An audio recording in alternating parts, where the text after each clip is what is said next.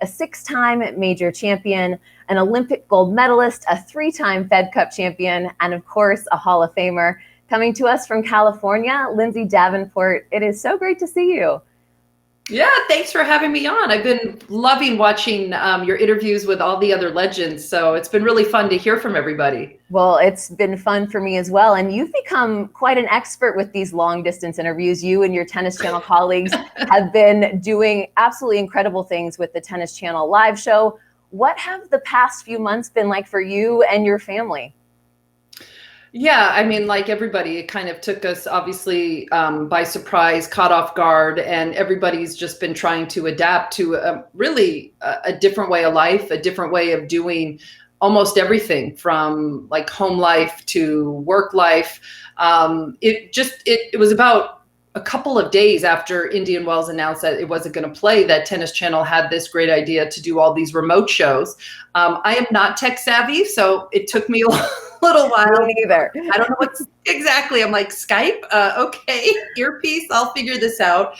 But it's been so fun to be able to kind of stay involved in a really safe and healthy way, kind of keep tabs on the news that's been breaking around the world. And the home life, it's just, we have 4 kids that are at home. So we had a lot of weeks of trying to do online school. Their school went to that kind of format, and with a kindergartner, a 2nd grader, a 5th grader, and a 7th grader, had my hands full, but we got through it and we celebrated last week when school was officially out. I bet they're loving having you home though for such a long chunk of time. This is pretty unusual.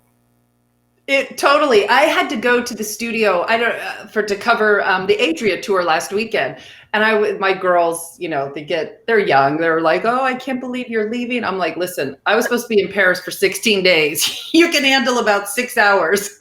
So I think so. I mean, for the kids, we've tried to make this way of life not stressful, as normal as possible. Obviously, it's hard when they can't see their friends and do their normal activities, but we've tried hard to keep them active, and they have each other. So I think they've been okay through this time. I guess we'll see the ramifications later on in life. Well, it's really good to hear and get an update on what you've been up to. And Lindsay, I am so excited to sort of take a deep dive into your career story today, but I want to start off with a little segment we're calling First Thoughts. I'm going to give you a topic. We want to hear your reaction, maybe in a nutshell, and then we'll move on. Sound good? Yeah, perfect. All right. First one is an easy one. The US Open is officially happening. What were your first thoughts when you heard that? Today, I was really happy to hear that. We've been talking about it so much the last few weeks, even the last few months. And I know how hard the USTA has been working to try and put on some type of meaningful event that is safe for everybody that's involved, not only the players, but any of the staff that's on site. There is nothing normal about what's going on, and everything's going to be different for the time being. And looking ahead, how we play tournaments, how people travel, how fans are able to get close to players, all of that is changing. And I applaud the USTA for trying hard to figure out a way to make this tournament happen. I spoke to Stacey Alister last week and was just floored with everything that she told me went into the planning and the decision making and all the meetings. And my fingers are crossed that in 60 days or a little over 2 months that they're able to pull this off. I do not envy any of the people in decision-making capacities over there at the USTA. It really has been incredible. But what are your thoughts on players playing without fans? What do you think that's going to be like for them? Originally I was, we were going back to March. It was like, oh, that can't happen. And now after all these months with nothing, and we've seen a little sample size of some exhibition events. There was some in Florida, the UTR events that were played there. There's been a couple in Europe with no fans.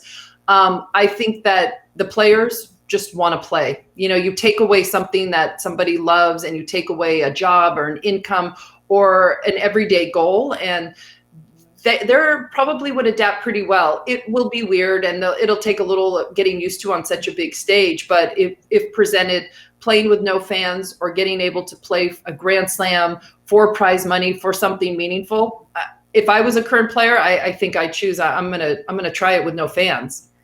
Thoughts on some players potentially skipping out on that new summer hard court swing for the now potential fall clay court swing? Yeah, totally understandable. And I think totally within their rights. And it's always been a sport where players can play when they want. They don't have to play. I mean, there's some rules like with fines and in years past, but I don't think that's going to be the case. And I think if a player does not feel comfortable with the guidelines or with the climate of New York come August, they don't have to play. They shouldn't have to play. They shouldn't come. You know, I think some of that's going to be also brought to in the fall. There's a lot of women's tournaments in China. And I think you're going to see some players potentially not feeling comfortable doing that either.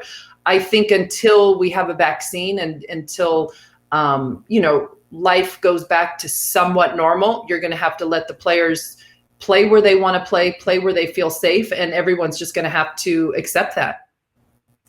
Some lady confirmed today in the press conference that she will be playing in New York. So what are your thoughts on the quest for 24 and sort of the difficulty of that at this point?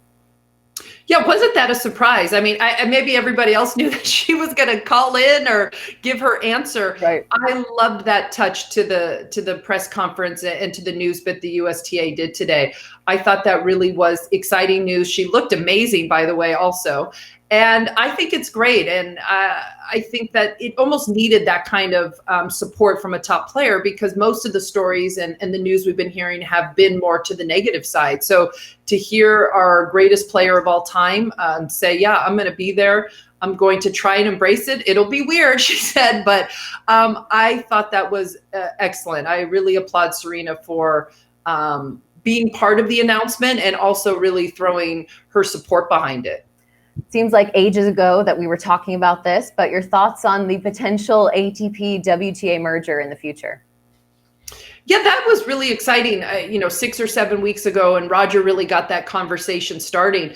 I haven't heard much about it since then. And, the schedules came out today. I'm glad and happy that both the ATP and the WTAs were released at the same time. And hopefully those talks are still continuing. Unfortunately, it seemed like that kind of momentum maybe died out just a little bit, but it is a real time for the sport to come together. And there's a lot of different entities. There's a lot of different leadership roles.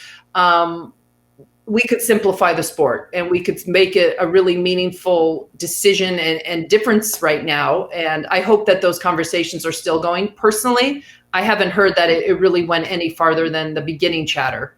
Interesting. Well, always great to hear your insight, Lindsay. Thank you so much for your thoughts on that. And if you are watching us live, as always, you know the drill.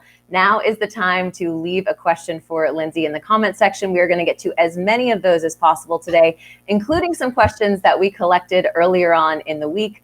But Lindsay, with that, I'd love to sort of start at the beginning with you. I know you first picked up a racket at 5 years old, but from what I understand, volleyball was sort of the family sport. So how did tennis stick for you?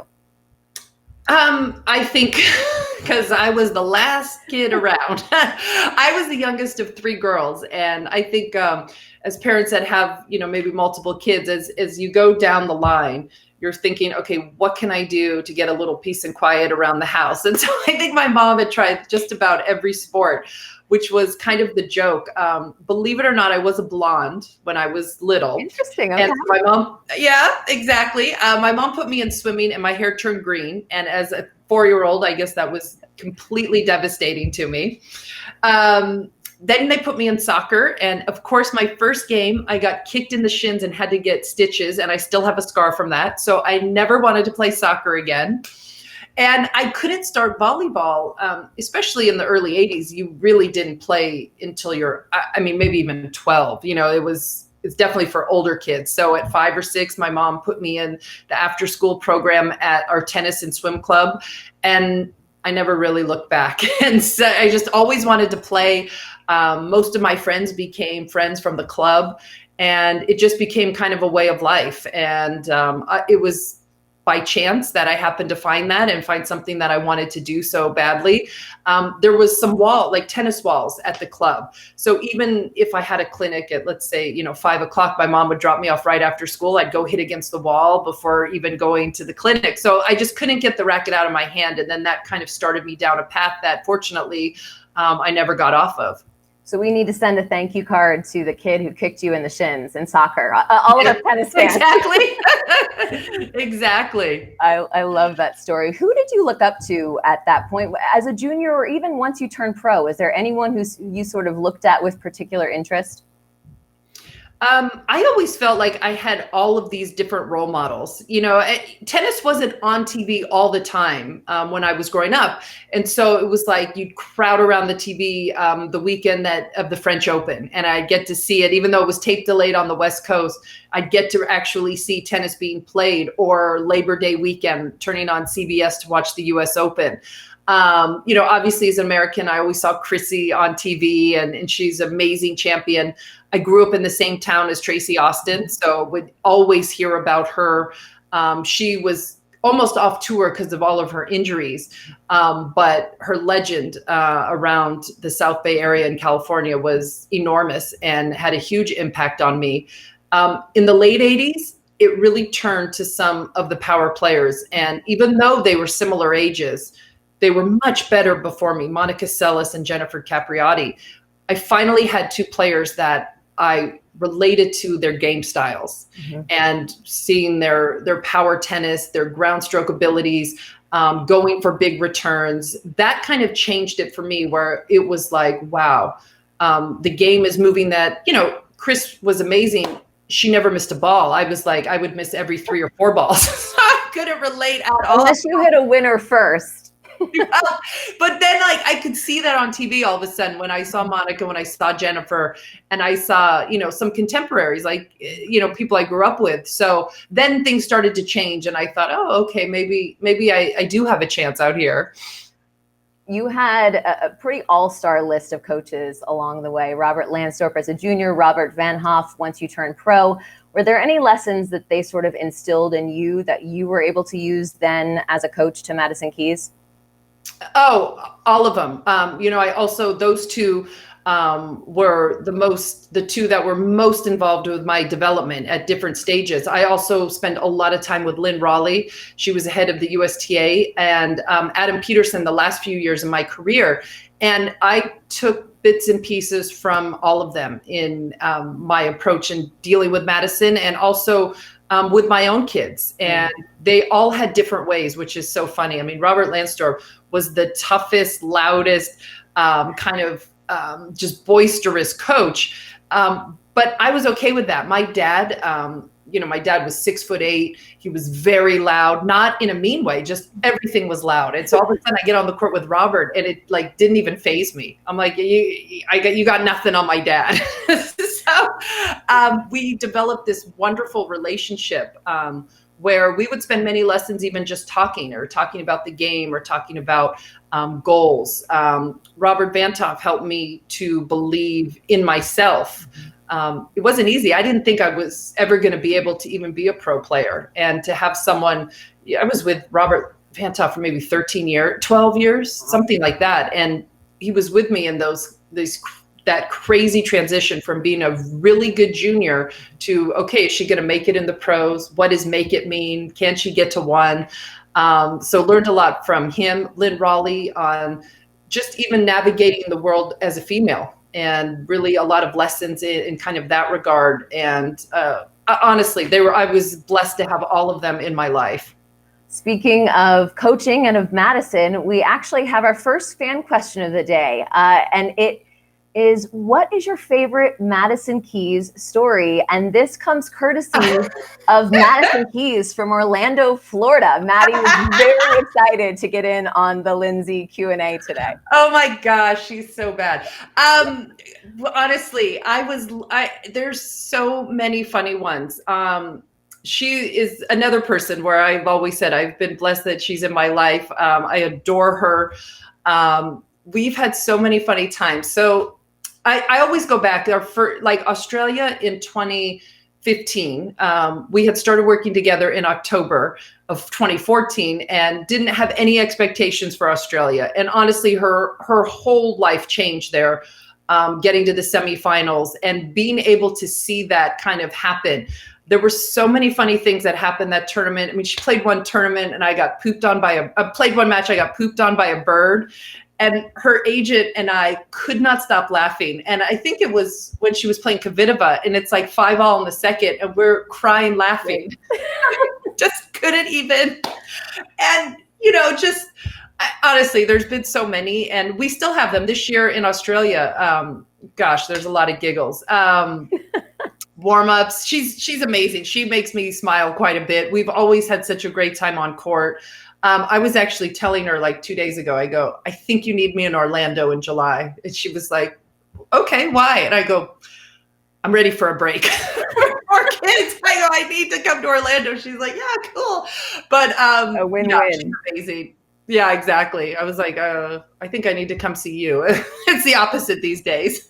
Great stuff. Madison, thank you for your contribution to our Hall of Fame Live today. We have another question from a fan following that up from Javier on Twitter. He's coming to us all the way from Madrid. What is your favorite tennis drill? Tennis drill. That's a good one. So I grew up, we talked about Robert Lansdorp, and Tracy Austin would know this very well, where his biggest thing was pick a number, 20, 50, 100 at the baseline. And it's like side to side to side to side. And, he always thought it was about obviously trying to show yourself that you can handle it. If he says 100, you're doing 100. Getting in and out of the corners, but really it was a drill more for the mental strength than anything else. And I make my kids do it to this day. And then another drill, it was 2-on-1s. And when you do that drill the right way, and you're working well with two other players that know how to do it. When you're on the 2 side, you don't hit winners. You're going for consistency. When you're on the 1 side, just trying to get to every ball. That was a real game changer for me about the age of 19 or so, when I started really doing that, with a lot of intensity. Really helped me then in the singles court, then in tournaments, showing myself I could last out there and, moving a little bit better. I'm sweating just thinking about 2-on-1. It's so brutal when they're it's done brutal, well, right? But it's so good. Exactly. All right. In your induction speech, you said you thought you were going to go to college. So at what point did that shift? It was, I always go back to this one story where I had a really, really good junior career. I won, the nationals at different, either doubles or singles or finals from even the 12s on up. And at 15, so you would think that I would have a little bit of confidence, but of course not. And so at 15, I won the 18s clay court singles and doubles. And then a couple weeks later, the nationals singles and doubles. That gave me wild card into the US Open. And I remember during the singles final, at the nationals, seeing the Stanford coach there. And that was like my biggest dream, was to go to Stanford. I'm like, I want to play on the women's team there. Frank Brennan was there. He was the coach at the time. And after the match, met him. I think I've met him before, but talked to him. And my mom said something like, well, Lindsay's really excited to try and go to Stanford. And he said, well, I don't think Lindsay's going to make it to Stanford. And, the conversation, like whatever, it ended. And I was like, so sad. And my mom's like, no, Lindsay, I think he thinks you're going to be a pro before your time to go to Stanford. And I was like, no way, Mom, like, no way. Do you think he doesn't want me to go there? Like, it still wouldn't register to me like, wow, I just did really well. I'm going to play the US Open main draw. Maybe this will work out. And I still was like, couldn't believe it. So it was a long process for me to believe in myself. The biggest challenge of probably Robert Bantoff's whole 11, 12 years with me was trying to get me to buy into that. And it took a long time. Do you know, though, I mean, most professional athletes who compete at the very highest level, they're saying, well, of course I would turn pro. Most of them, those are the stories you tend to hear. You were much different in the mindset department. How did you sort of overcome that? Yeah, exactly. My husband always was like, it's like a miracle you accomplished what you did, because like the doubts that I had. And that's why, honestly, like, I am so in awe of a player, Coco Gauff, who is like not shy about saying what her goals are, what she believes she can accomplish. I mean, I couldn't even put sentences together at 15. It was like, oh, yeah, I'm really happy I won this one. I don't know if I couldn't win. It was like that kind of belief. A lot of it, you can learn that, and you can, fake it to a certain extent. But when people have that naturally, it's truly amazing. And I think I'm in such awe of that, because that was my biggest weakness, was just believing in myself. It took a long time, and I was a lot older, and the demons would still creep in. It wouldn't matter if I was one in the world. I would still think like, oh gosh, like maybe things will go bad now. Or, it's hard living in a mind that's almost like a worst case scenario mind. I learned to kind of overcome that for most of the latter stages of my career. I wish I could have gotten it together maybe a little earlier, a little younger. But you deal with the cards you're dealt, and it was a long process, but eventually I got there and learned to believe in myself on the biggest occasions. We had a fan question come in live from Chris Drools. He's wondering, is there a particular epic comeback win you remember fondly, and an epic battle that got away? One of the biggest wins of my career, and it sounds silly now looking back, but remember, I came up in a generation where everybody was champions their teenage years, and it wasn't happening very often where people were winning their first majors in their 20s, in their late 20s, whatever the age was. It was everyone had won their first one at 16, 17, 18, 19. So in 1997, here I am now at 21 years of age. And I couldn't get past, at that point, a quarterfinal of a major. And I had won the gold medal, and I had gone somewhere, I don't know, top 8 in the rankings, wherever that spot was. But for some reason, I couldn't really put it together at a major. And I was hearing from the media about it a lot. I think now they're a little bit more forgiving if it takes players a little bit longer. And the US Open, so quarterfinals, I played Yana Novotná. And it was a very windy day on Arthur Ashe, like it used to be able to get before the roof was on. And I was down a couple of match points, ended up winning a tiebreak in the third. That kind of shifted everything. Once I got to my first major semi, it was 97. I still lost in the semis, but for whatever reason, everything changed with that one win, where it was a big difference to me that, okay, I can get into the final four. Mm-hmm. I'm going to do it. It might take some time. And it was a year later where I was able to win in New York. On the flip side, at the French Open that same year, so a little bit before that, I played Eva Maioli the year she won. And I was up a set in 4-1, 40-love, lost the match. And she went on to win the tournament. And that one gave me some demons for quite a few months. That was the one that was like, oh my gosh, that was really tough one for me for the next few months and few years. I always thought it was going to happen again. Oh man, yeah, that'll do it. But no, obviously you went on to have some great stories on the other end of that. But sort of back to the career timeline, Lindsay, 96, your gold medal. I feel like so often we hear of players sort of searching for trying to get that medal as the icing on the career cake. But for you, it was like your big announcement. I'm here. I am going to be a force. What was that like, dealing with the attention that came along with that? It was so interesting. It was the first time that I really felt really, really comfortable. I was 20 years old. I had just turned 20 the month before. And I liked playing pro tennis, but I always felt like, gosh, I would be having a lot of fun in college with my friends right now, and was always kind of more social. And all of a sudden you get on tour, and of course the players are friendly, but you're still traveling by yourself. You're still like, are you playing? Can you hit it? I always felt like I would have really enjoyed college. And at that age, I should have been in college.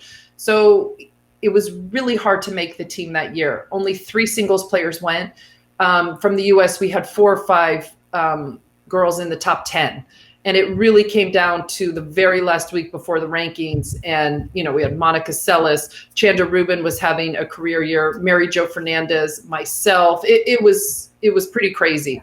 I got in as the 3rd player literally on the last week, right before the acceptances. And that was the biggest deal ever. My family, my father was an Olympian in volleyball. They couldn't believe that I was going to get to represent the US in the Olympics in Atlanta, of all places. So I always already felt like I hit the jackpot by just being there. Then we get there and I'm around, Billie Jean and the team, and we are all like so excited, and it felt like I was in college. You know, you walk around the village and you see all these people with that are so similar to you, and everyone's working towards goals, and you have this amazing moment with your compatriots, and you really feel a lot of pride for your country. Things fell together, fell in line, and able to play my best tennis. Wasn't supposed to really do anything. I think I was seated outside the top 10 or 12. But I was the happiest I ever was, you know, in those years. And dealing with it after, it took some time. It took me another 2 years before I won a major. So it took some time, but I was always felt like those were the greatest couple weeks of my career. 1998 to 2000 were huge years for you. You won 3 major finals in straight sets, and then kind of went on to check just about every other tennis box. We actually got this question come in live as well. Was there a most proud moment or something you look back on and you think that was the pinnacle for me? You know, I have to say the U.S. Open and winning there. You know, it was the first one I played as a junior at like 14. I won the juniors there. It was the first one all of it was about New York, the one I grew up watching, the one I grew up really wanting to do well at. And then I played Hingis in the final. I had a crowd that was behind me. And it was actually, I'm going to say, one of the few matches I ever played where my whole family was there. So I have 2 older sisters. They both work. Both my parents work. I don't know. They pretended like they didn't have a sister that played pro tennis, which was probably healthy. And I beat Venus in the semis. And in that year, the schedule was back-to-back days. I didn't have a day off. And unbeknownst to me, my sisters and their husbands, they flew in on the red eye. And I remember, I didn't know, I mean, before phones and texting and all that, it was like, I walk out on the court and I was like, oh my God, my sisters are there. Like, I had no clue.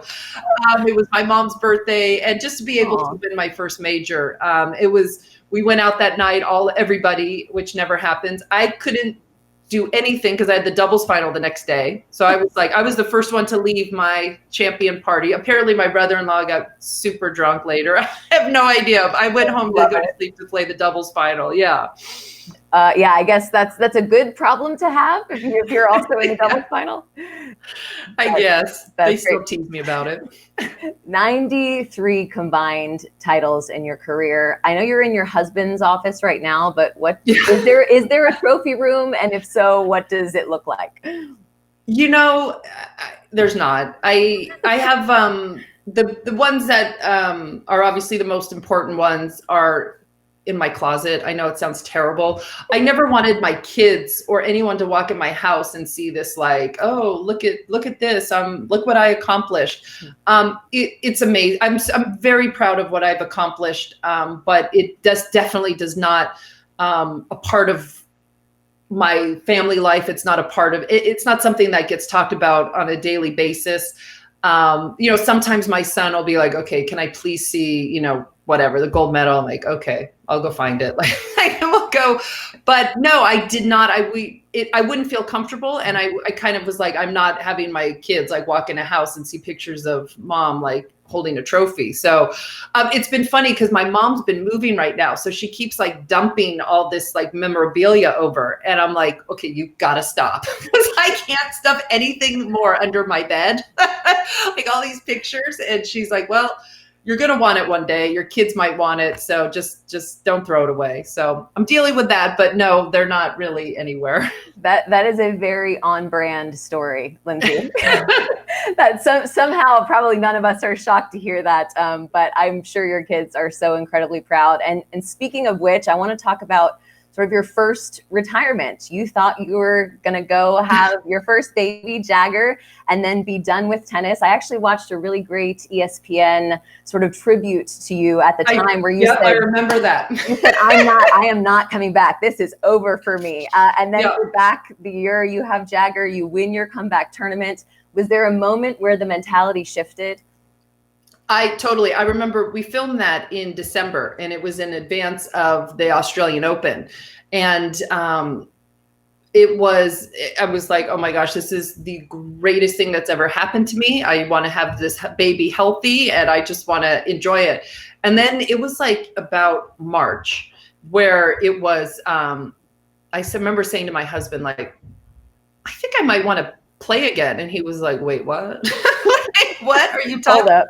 He's like, you have not hit a ball since like the US Open. He's like, oh, okay. He's like, well, we could talk about it, but let's just get through the last few months.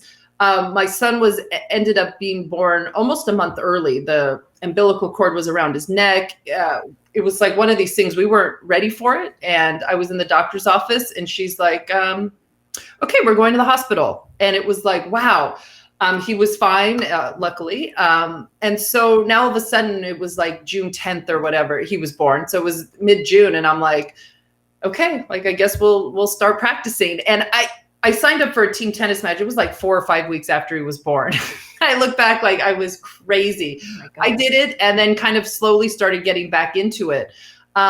It was so fun. Like, I couldn't believe like I had this like amazing little baby and had my mom who was travel with me a lot of places. My husband would try and go and we just like had a blast. It got really tough for me when the next summer he was 1 and all of a sudden he was, really recognizing where we were or leaving my husband. And then all of a sudden it didn't feel so good. But for that first year, it was really fun when he was a baby and kind of easy to transport.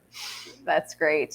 So Mary Carrillo, as we both know and love, you were sort of one of the forerunners of what she calls big babe tennis. And we actually have a fan question that came in from Jojo Tupaz, wondering, who do you think in the current generation plays most like you? And I imagine there are probably a lot of options in this department. Yeah, and I think even the game has even changed. I stopped in 2008. That was my last singles match. And even then it has definitely evolved. So I don't mean that these players play like me or whatever, but I think more of the style would be more reminiscent of like a Pliskova or a Kvitova possibly.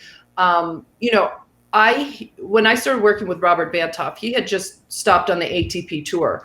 And he was always saying, like, I don't understand why the women don't take more pride in holding their serve. He's like, why don't they work on it more? Or why doesn't it become more of a sense of like, I am not getting broken, or if I'm getting broken, it's not happening again. And he really instilled that into me. And he was like, you need to develop a serve and you need to develop a game behind that to where you go up there and you step to the line. You're like, you're not breaking me. Obviously it's not that easy, but it's kind of a mentality that you adopt. And it's about honing the serve, about perfecting it, about being able to go wherever on whatever point. And I feel like, Pliskova has an amazing serve. She has a better serve than I had. So I'm not saying that, but like she goes up there, you feel like, wow, it's going to be really hard to break her. I wish that more of the players maybe had that kind of mentality. Like, yes, of course you can break every time if you have a good return, but don't let them break you. And that is what I see in those two players.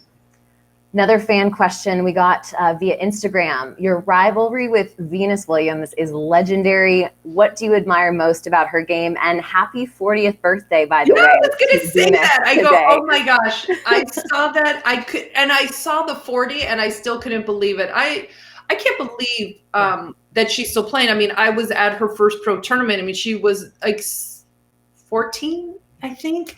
She was so young. And, for everything that she was saying in the beginning, like, oh, I don't think I'll play that long. I mean, all of us, we think we know when we're playing on tour. I love it. And I love the message that she's been sending the last few years. Like, yep, I'm going to stop when I want to stop. You can't make me stop. I love this. I'm going to keep going. But I also think how she evolved in her career is one of the best parts of her story. Is when she first came up, I mean, she was pretty quiet. Like, obviously she was a young teenager trying to play on the tour and really kind of kept to herself. And her personality just blossomed the more, I think, comfortable she got being a spokesperson, being the leader of the WTA. And the WTA was in real need of leadership. We had very strong leaders with Martina and Chrissy in the 80s. Steffi and Monica, the dominant players in the 90s didn't really go down that path. They kind of were like, I'm not going to get involved in the politics of the sport. And it was really important in those 2000 years that somebody with a strong voice really, really stand up and fight for the women and kind of get that message out there. And it had to be someone who everybody would respect and who would be strong and who would be passionate. And it became Venus. And WTA is very, very lucky and blessed that she came along and picked up that slack for the players, and Serena, of course, as well. Venus was really the first of the two of them to really kind of speak out on behalf of all the players. And Lindsay, I'm going to try to get through as many of these last questions as we can. Yeah, no problem. Too much of your time. I could talk to you for hours, but I know your kids are probably like, hey, we want an afternoon snack. I've only had to wave them off like twice. I'm like, okay, stay over there. Last few, again, we so appreciate you being here with us today. We had another fan question come in from Desmac73 wondering who was your toughest opponent when you were playing?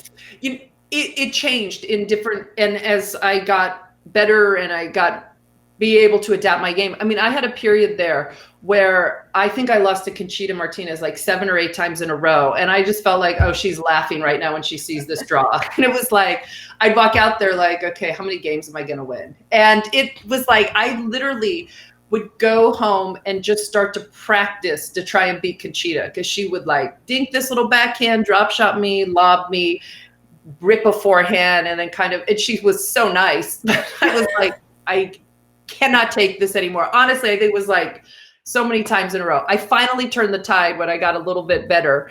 But that was a real tough one for me in the mid 90s.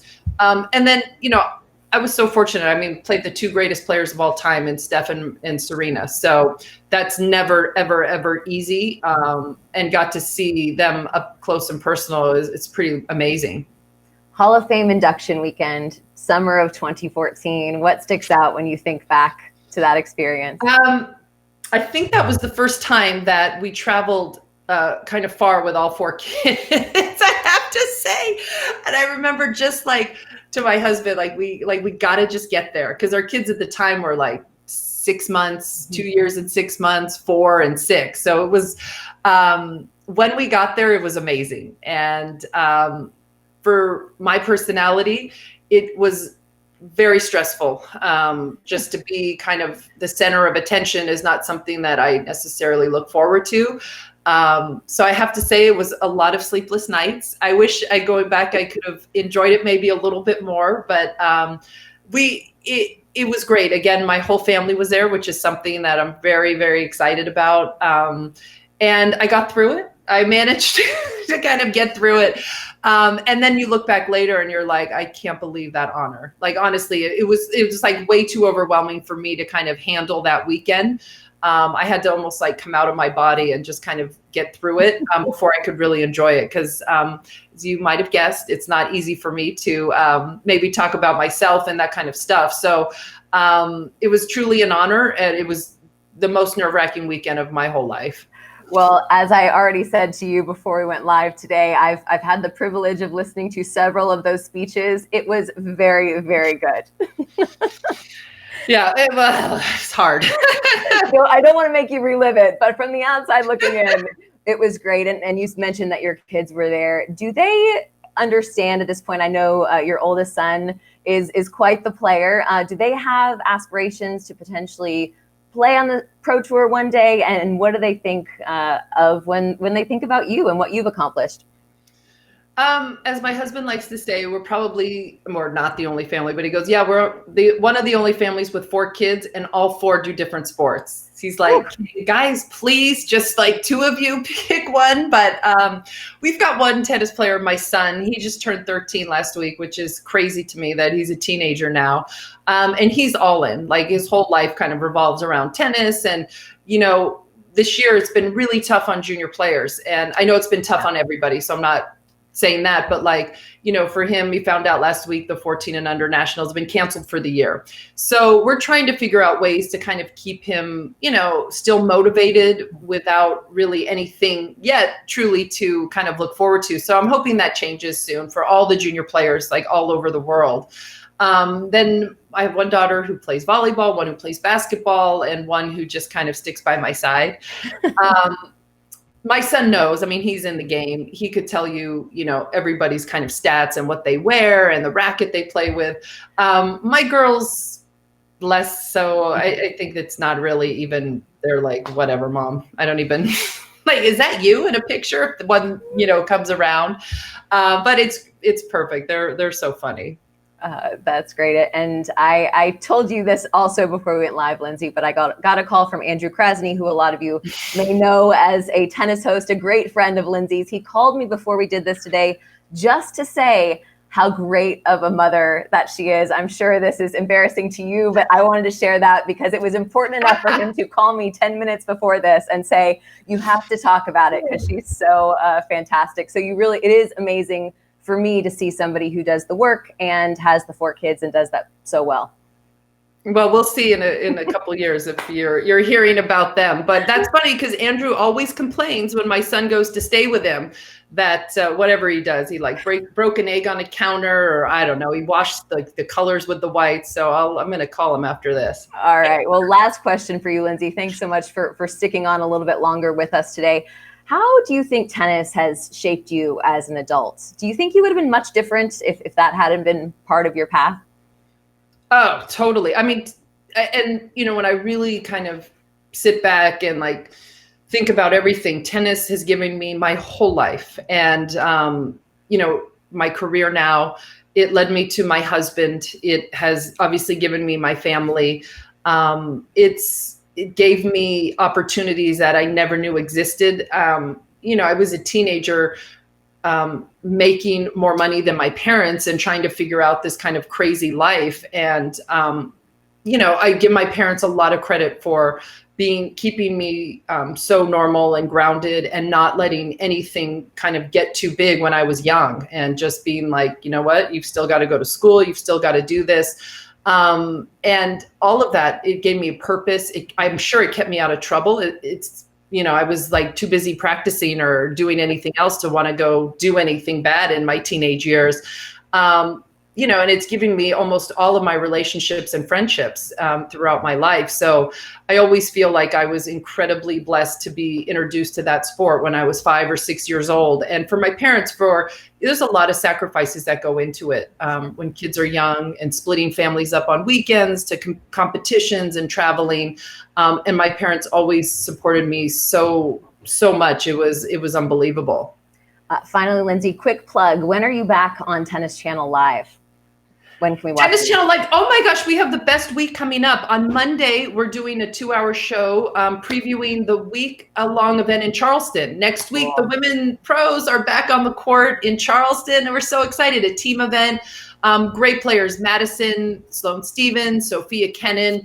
I'm really excited. I think all these players, many more players, are 16 in all. So, but everyone's so excited to get back out on court, and we're going to be covering first ball to last ball all week, starting on Monday with the draft and the pregame show, and then the matches start Tuesday. And so that's we had the UTR event a couple weeks ago. We saw 4 players. Now we'll get 16 players, and we're starting.